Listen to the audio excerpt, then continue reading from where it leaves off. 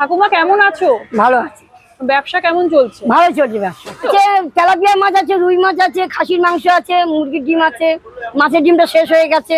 ভোর 5টার থেকে বিকেল 3টে অবধি। খাসির মাংস 120, 2 পিস থাকছে, 2 পিস আলু, 2 পিস মাংস।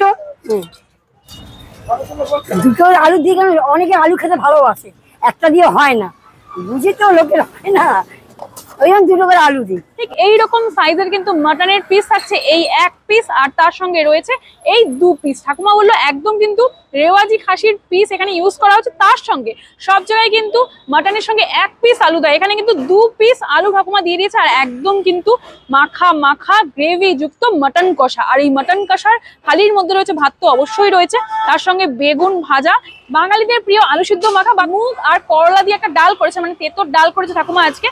তার সঙ্গে একটা নিরামিষ তরকারি, এখানে কিন্তু বিট গাজরের তরকারি, আর তার সঙ্গে রয়েছে এই ফুলকপি ভাজা, ঘন মুগ ডাল, তার সঙ্গে করলা, মানে তেঁতোর ডাল ঠাকুমা। ও ঠিক এরকম সাইজের মাটন, একদম রেওয়াজি খাসির পিস দিয়েছে। মাটনটা দেখা যাক একটু, এই মাটন কষা জাস্ট দেখো, একদম রেওয়াজি খাসির পিস।